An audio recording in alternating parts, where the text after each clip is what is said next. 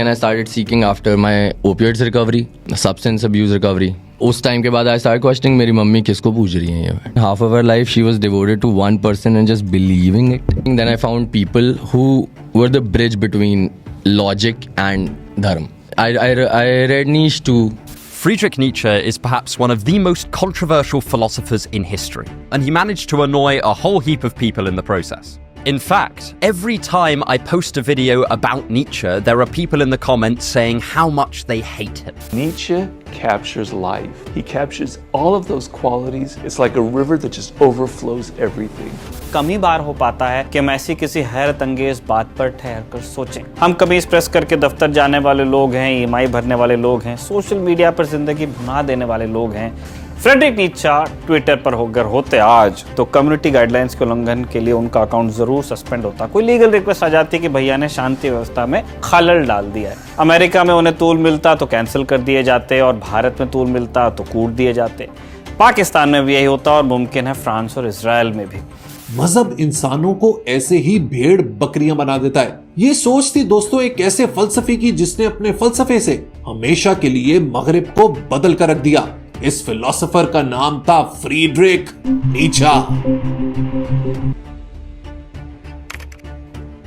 Frederick Wilhelm Nietzsche एक ऐसे existentialist philosopher जिनका जन्म वैसे तो 1844 जर्मनी में हुआ था, लेकिन उनकी अमेजिंग टाइमलेस फिलोसॉफी की वजह से आज भी उन्हें याद रखा जाता है all over the world. Existentialism का जो पूरा कॉन्सेप्ट है, जो कहीं ना कहीं यूरोप के रेनेसा टाइम पीरियड से निकल के आता है, उसे मेन स्ट्रीम एक्सेप्टेंस दिलाने में नीत्शे का एक बहुत बड़ा रोल रहा है। क्योंकि रेनेसा की जो पूरी फिलॉसफी थी वो वैसे ही ओवरऑल चर्च की सत्ता को डायरेक्टली चैलेंज करती थी। जो अंधविश्वास की सुपरस्टिशियस प्रैक्टिसेस फॉलो की जाती थी, जो उस टाइम पे यूरोप में जर्मनी में बहुत ज़्यादा ओवर रिलीजन फॉलो करने की वजह से एक जो अंधविश्वास फैल गया था लोगों में, जगह जगह जो देखने को मिल रहा था। एग्जिस्टेंशियलिज्म की फिलॉसफी उस पूरी सोशल कंडीशनिंग को चैलेंज करती थी। तो वैसे तो बहुत सारी बुक्स हैं जो फ्रेडरिक नीत्शे की फिलॉसफी को बहुत ब्यूटीफुली डिफाइन करती है, लेकिन जो सबसे ज़्यादा पॉपुलर वो जो बुक मानी जाती है उसके थ्रू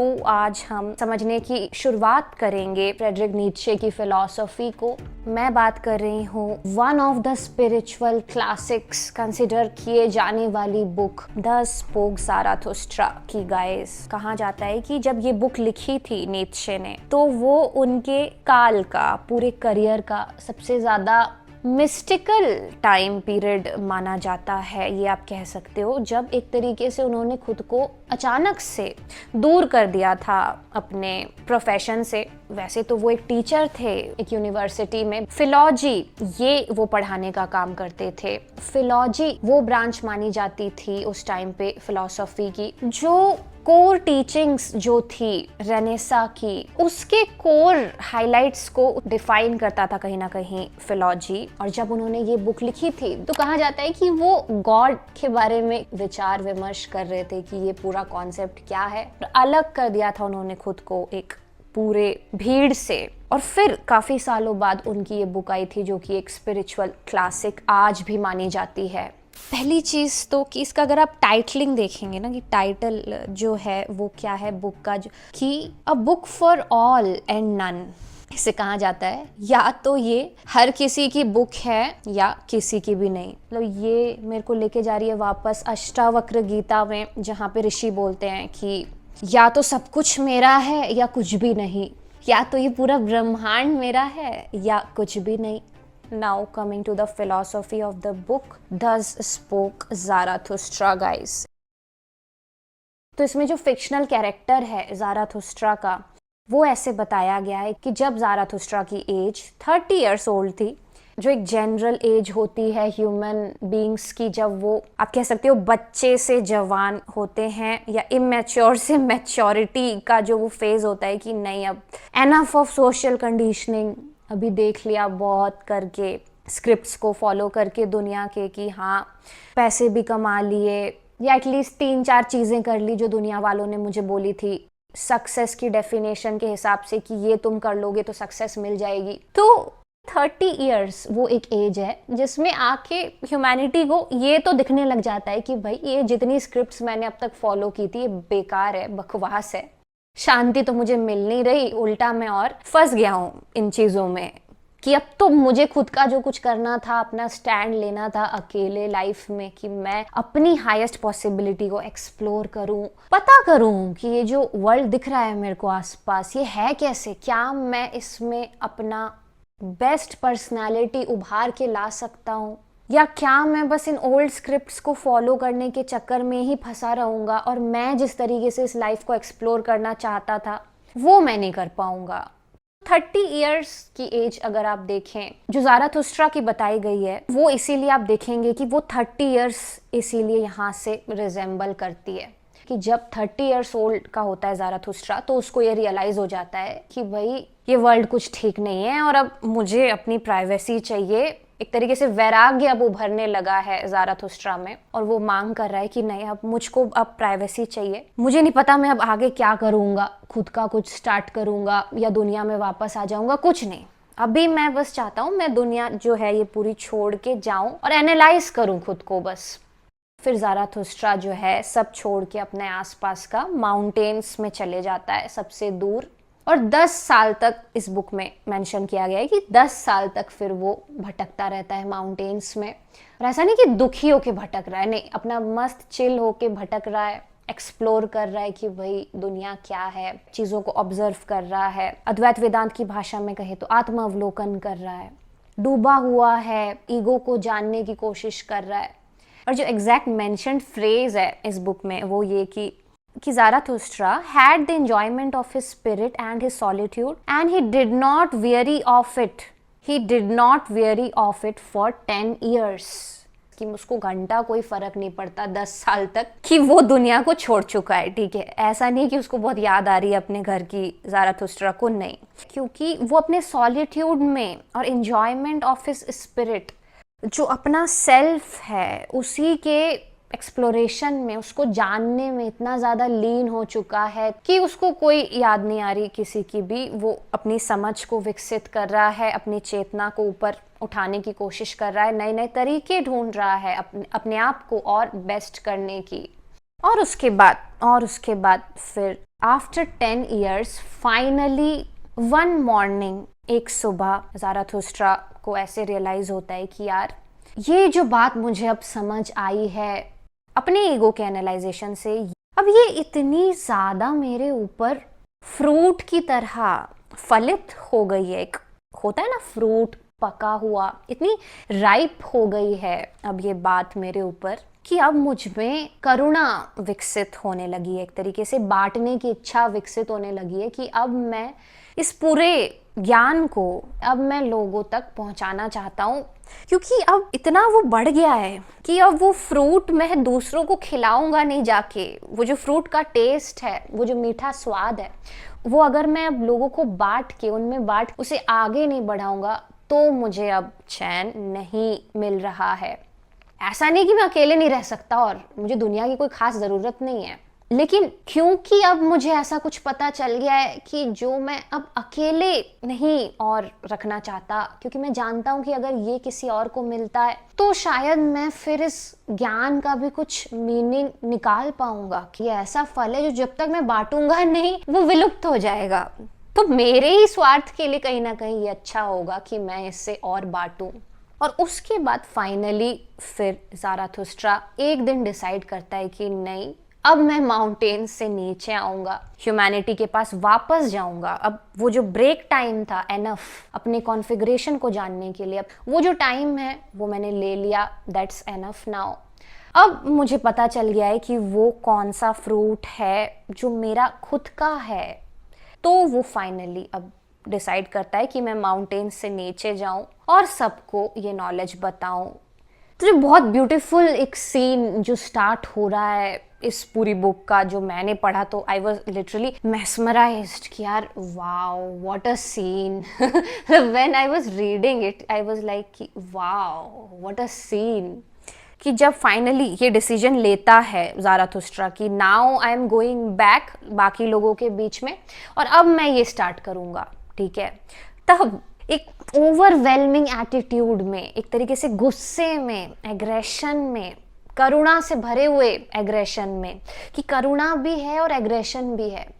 तो ज़ाराथुस्ट्रा सन, जो सूरज है, उसके पास जाता है, अर्ली मॉर्निंग सन के सामने खड़ा हो जाता है जब सनराइज हो रहा है, वो ब्यूटीफुल सीन है। और ज़ाराथुस्ट्रा जाके सन को बोलता है कि great star, what would your happiness be if you had not those for whom you shine? कि एक बात बताओ सूरज, जो तुम ग्रेट स्टार हो, एक बात बताओ मुझे कि तुम्हारी ये जो रोशनी है, ये जो आ रही है तुम में से, जो पूरा प्रकाश आ रहा है, इसका मतलब ही क्या होगा अगर ये दूसरों के लिए ना हो तो? You have come up here to my cave for 10 years. You would have grown weary of your light and of this journey without me, my eagle and my serpent.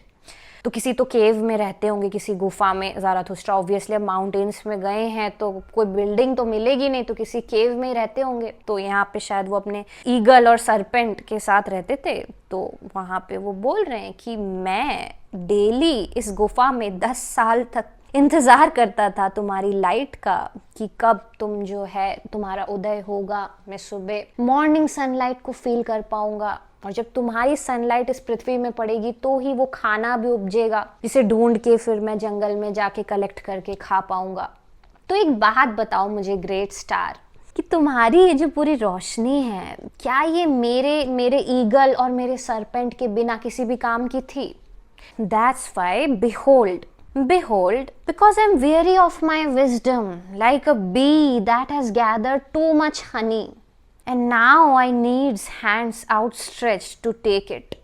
जैसे तुम जब तक रोशनी नहीं देते दूसरों को तो कोई मतलब नहीं होता, वैसे अब मैं भी महसूस करने लगा हूँ, मैं भी अब वेरी महसूस कर रहा हूँ, ओवरवेल्म ज़्यादा महसूस कर रहा हूँ कि ये जो अनोखी चीज़ मैंने पता की है, जो मैं जानता हूँ कि दूसरों को अगर पता चल गई तो उनकी ज़िंदगी ही बदलने का ताकत रखती है ये चीज़।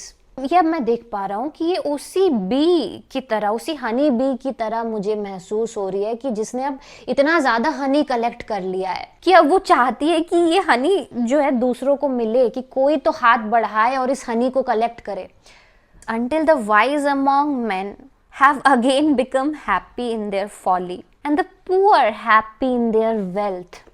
Wow! मतलब जो टॉन्ट मारा है ना नीत्शे ने इस कैरेक्टर के थ्रू, पूरी एक तरीके से ह्यूमैनिटी को आप कह सकते हो इस लाइन में, वो जो टॉन्टिंग वे है ना नीत्शे का जो दिख रहा है हर लाइन में इस बुक की, वो मुझे बहुत अच्छा लगा कि बिल्कुल तीखे टॉन्टिंग वे में सीधा सीधा क्वेश्चन कर रहे हैं। ऐसा नहीं कि जनरलाइज कर रहे हैं कि हाँ ठीक है मैं बांटना चाहता हूँ लेकिन सबको नहीं बांटने वाला मैं, ठीक है। इस लाइन में आप देखिए कि हाँ ठीक है मुझे ज्ञान मिला है या जो भी है मैं बांटना चाहता हूँ, लेकिन सबको नहीं, बस उन्हीं को जो कि कौन है, क्या पात्रता है उसकी जिसे ये ज्ञान मिलना चाहिए, who is wise among man. तो जो वाइज है अमॉन्ग मैन, जो ह्यूमैनिटी में, वो कुछ चंद लोग हैं जिन्हें अभी भी सच्चाई की उम्मीद बची हुई है, जिन्होंने अभी तक गिव अप नहीं कर दिया है उस स्क्रिप्टेड सिस्टम के आगे कि हाँ वो भी एक एआई की तरह मशीन बन जाएंगे और चलते फिरते वही काम को फॉलो करेंगे जो पूरी भीड़, जो सब फॉलो कर रहे हैं। तो वो नहीं, उन सारी भीड़ में से वो कुछ चंद लोग, वो कुछ चंद वाइज मैन जो अभी भी श्रद्धा रखते हैं सत्य पे कि हाँ कोई ट्रुथ पॉसिबल हो सकता है, जिसके लिए अकेले अगर वो स्टैंड करे बिना किसी के दबाव के तो वो अपनी एक ऐसी पोटेंशियल को पा सकते हैं जो उनके एग्जिस्टेंस को, रिस्पेक्टिव एग्जिस्टेंस को सार्थक बना दे। ऐसे जो चुनिंदा लोग हैं उनके लिए मैं ये ज्ञान देना चाहता हूँ। वो क्लियर डिफरेंशिएशन कर रहे हैं यहाँ पे नीत्शे, ठीक है, कि only those who are wise among the men, और जो बाकी लोग हैं वो फिर खुश रहे अपनी वेल्थ को लेके। मतलब सीधा सीधा वेल्थ इस वर्ड को यूज करके ताना मारा है नीत्शे ने कि and poor happy in their wealth. और जो पुअर है उनके लिए तो क्या है, वो ये ज्ञान फिर पढ़ भी लेंगे तो वो क्या ही, वो हो सकता है फिर और ज्यादा पैसा कमाने के लिए हो सकता है ये यूज करे तो ठीक है, क्योंकि वो वैसे भी पुअर हैं तो वो क्या ही चूज करेंगे, ज्यादा से ज्यादा वेल्थ चूज करेंगे। तो देख रहे हैं आप ये पूरा ताना टॉन्टिंग देख रहे हैं कि जिनके पास वेल्थ है उसको पुअर ही बता दिया है नीचे ने कि भाई कि तुम तो वैसे भी पुअर हो, ठीक है, तुम्हारा जो दिमाग है वो इतना ही तुम्हें बता पाया कि ज्यादा से ज्यादा मैं पैसे कमा लूंगा तो ही मुझे संतुष्टि मिल जाएगी, तो मैं तुम्हें पहले ही बता देता हूँ कि तुम पुअर हो। To that and I must descend into the depths. जो भी वो ज्ञान महसूस किया है उसे मैं पहुंचाना चाहता हूँ हर इंसान तक, डीपली डेप्थ में जाके, किसी को भी नहीं छोड़ना चाहता, क्योंकि मुझे पता है कि जो पात्र होगा, जो सुपात्र होगा इस पूरे ज्ञान का, वो तो ऐसे ले ही लेगा, क्योंकि वो वाइज अमॉन्ग द मेन है, उसे पता है कि इसकी कीमत क्या है। As you do that evening, when you go behind the sea and bring light to the underworld too, super abundant star। ये जो पूरा super abundant star, ये जो सूर्य को, सन को जो मेटाफर की तरह बता रहे हैं नीचे, ये कहीं ना कहीं रिफर कर रही है उस आत्म तत्व को, उस आत्मा को, उस कनेक्टेड कॉन्शियसनेस के लेवल को जो हर किसी के अंदर है, हर किसी की ऊंची संभावना है, जो सुपर एबंडेंट है, अनंत है, खत्म नहीं हो सकती कभी भी। लेकिन जब तक आप डेप्थ्स में नहीं जाएंगे अपनी ही एग्जिस्टेंस के, अलग अलग पर्सनालिटीज़ है जो अलग अलग मोमेंट में ईगो ले लेता है, उन सारी पर्सनालिटीज़ में उन वाइज पर्सनालिटीज़ का चुनाव नहीं करेंगे ज़िंदगी जीने के लिए, अपनी ही सारी पर्सनालिटीज़ में से, तब तक उस सुपर एबंडेंट स्टार की अनंतता, उस आत्मा की अनंतता भी आपको नहीं मिल सकती। जब पुनर्जन्म हो रहा था हर वर्तमान में जब पुनर्जन्म हो रहा था अहम का, ईगो का, अहंकार का, तो उस नई पर्सनालिटी को धारण करने के लिए अगर ईगो ने चूज कर लिया उस पुअर पर्सनालिटी का, सन के माध्यम से ज़ारथुस्ट्रा अपनी ही हाईएस्ट पॉसिबिलिटी, अपने ही आत्म तत्व से प्रे कर रहे हैं, कहीं ना कहीं प्रार्थना कर रहे हैं कि bless me then tranquil eye, bless me that can behold without envy even an excessive happiness, कि इसीलिए अब मेरे को ब्लेसिंग दो, क्योंकि अब मैं फटने वाला हूँ, अब मैं ह्यूमैनिटी के सामने अपना असली रूप दिखाने वाला हूँ, तो इसीलिए मुझे ब्लेस करो, ताकि जब मैं फटूं और वो अनंत खुशी, अनंत हैप्पीनेस, अनंत आनंद जिसे जॉय कहते हैं, जब वो मुझे मिले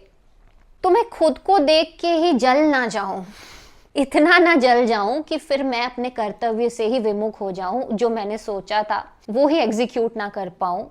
ये जो मात्सर्य है, ये जो जलन है, जो ईगो के अंदर की एक वृत्ति है, जो टेंडेंसी डेवलप हो जाती है अपने आप, जो माया डेवलप कर देती है, कहीं ना कहीं उससे मैं दूर रहूं।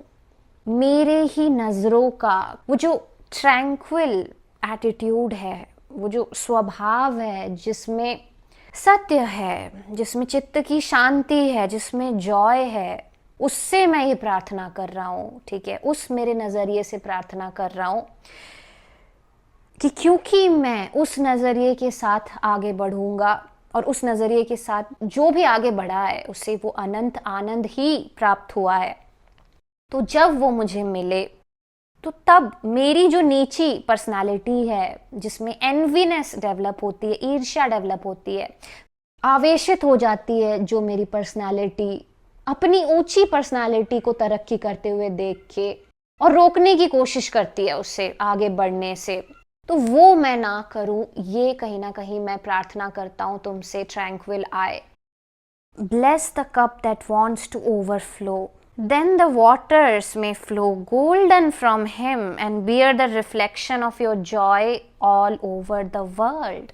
तो इसलिए वो कह रहे हैं उस आत्म तत्व को, सन को, सूरज को, कि इसलिए मुझे ब्लेस करो ताकि मेरी ही इस ईगो का जो प्याला है, जो ओवरफ्लो होना चाहता है तुम्हारी रोशनी से, तुम्हारे जादू से, जो ओवरफ्लो होना चाहता है, दूसरों तक बंटना चाहता है, इसलिए मुझे ब्लेस करो ताकि वो इतना ओवरफ्लो हो, इतने जॉयफुली ओवरफ्लो हो सके कि पूरी पृथ्वी में ही मानो जैसे कि कोई रिवर, कोई वाटर बह उठे जिसका कि रंग ही गोल्डन हो जाए।